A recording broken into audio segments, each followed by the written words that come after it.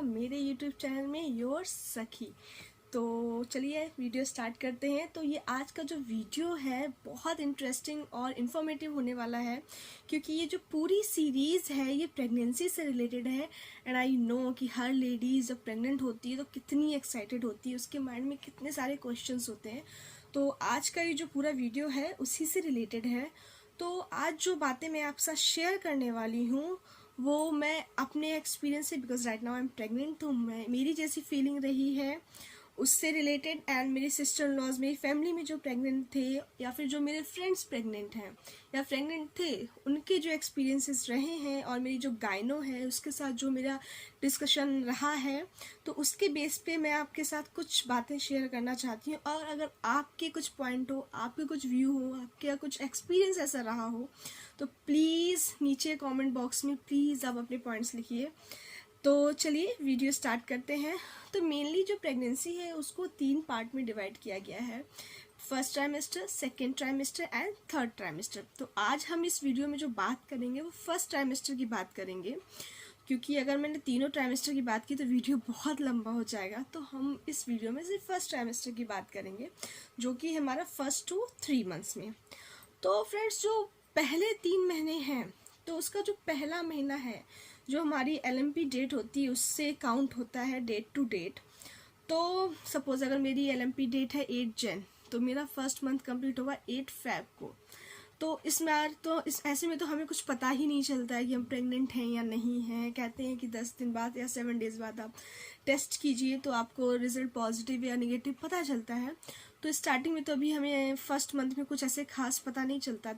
But मेरे case में क्या था कि आई एम वेरी एक्साइटेड और मैं काफ़ी टाइम से प्रेगनेंसी के लिए ट्राई कर रही थी। तो मैंने बिफोर LMP डेज 2 दिन पहले ही अपना टेस्ट कर लिया था, क्योंकि मुझसे तो वेट ही नहीं हो रहा था। तो लेकिन हाँ, लकली वो पॉजिटिव आ गया था। तो ऐसा है, बाकी हो ऐसा नहीं कि अगर आपका नहीं आया है तो आप 7 दिन 10 दिन वेट कीजिए। कई लोगों का लेट आता है, बट वेट कीजिए आप। हर एक की बॉडी के अकॉर्डिंग वो अलग अलग ही होता है। क्योंकि जो मेरे सिस्टर इन लॉ, उसको 15 डेज 12 डेज के आसपास ने चेक किया था, तब उसका पॉजिटिव आया था।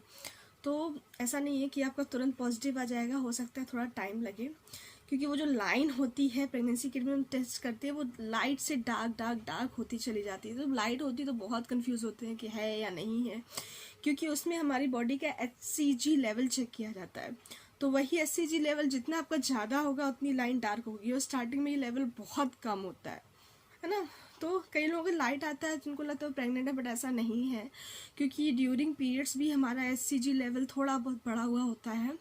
तो लेकिन येस, प्रेगनेंसी के टाइम पे वो बहुत इंक्रीज होता जाता है। तो उसके डॉक्टर्स हमें जो होता है ब्लड टेस्ट भी कराते हैं, वो भी HCG लेवल के ही होते हैं प्रेगनेंसी कंफर्म करने के लिए। क्योंकि कई बार किट में ज़रूरी नहीं कि सही है, किट में कभी कभी नेगेटिव शो करता है, बट हमारी बॉडी के सिम्टम्स ऐसे होते हैं कि प्रेगनेंसी वाले होते हैं। तो फिर जब हम डॉक्टर पास जाते हैं तो वो हमारे ब्लड टेस्ट वगैरह करते हैं, उससे उन्हें कंफर्म होता है येस वी आर प्रेग्नेंट। और वैसे भी अगर आप प्रेगनेंसी किट से भी चेक करते हो उसके बाद भी डॉक्टर तो वो ब्लड टेस्ट करके कंफर्म चेक करते ही हैं। तो फर्स्ट मंथ जो होता है वो बस ऐसा ही निकल जाता है, कुछ पता नहीं चलता है, नॉर्मल ही रहती है बॉडी की, कोई ऐसे सिम्टम्स नहीं होते हैं। बट ये सेकेंड मंथ से हमारी बॉडी के सिम्टम्स दिखना चालू हो जाते हैं। जो मेरे केस में था या मेरी जो सिस्टर इन लॉ या मेरे फ्रेंड्स के केस में था, वो एक कॉमन फैक्टर था कि हम सबको बहुत वीकनेस थी। वीकनेस बहुत होती है ड्यूरिंग फर्स्ट ट्राइमेस्टर। हो सकता है कुछ लोगों को ना हो, लेकिन शायद ही कुछ लोग हों जिनको ना हो। नॉर्मली लोगों को वीकनेस बहुत रहती है। एंड येस, वॉमिट्स का भी रहता है। तो वॉमिट्स भी मुझे बहुत हुए थे, बट मेरा ऐसा नहीं था कि मुझे सिर्फ मॉर्निंग सिकनेस हो के सिर्फ मॉर्निंग में वॉमिटिंग हो रही है। मुझे मॉर्निंग से ज़्यादा तो आफ्टरनून और इवनिंग के टाइम पे मुझे वॉमिट्स होते थे। तो हर एक का अलग रहता है, किसी को मॉर्निंग सिकनेस बहुत रहती है। इस मॉर्निंग सिकनेस मुझे भी थी, ऑफ कोर्स मुझे मॉर्निंग सिकनेस रही है, बट वॉमिट का ऐसा नहीं था कि मैं उठूँ मैं वॉमिट कर दूँ। मेरा पूरा दिन चलता था, कभी क्या पता सुबह आ जाए कभी शाम को आ जाए, तो मेरा ऐसा था। तो वॉमिट्स तो मुझे फर्स्ट ट्राइमेस्टर किया, मुझे तो 4th मंथ तक वॉमिट्स तो होते रहे थे। तो हर एक का होता है, किसी को सुबह आते हैं, किसी को नहीं आते हैं, किसी को वीकनेस होती है। तो बॉडी सिम्टम्स अलग ही अलग होते हैं।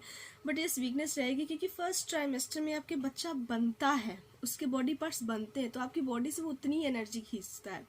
तो उस टाइम पे मैं जॉब करती थी, तो मैं बाहर भी जाती थी जॉब पे। तो मेरे डॉक्टर ने मुझे रेस्ट करने के लिए बोला। हाँ, उस टाइम पे रेस्ट करना चाहिए, क्योंकि मिसकैरेज के चांसेस उसी टाइम पे सबसे ज़्यादा होते हैं।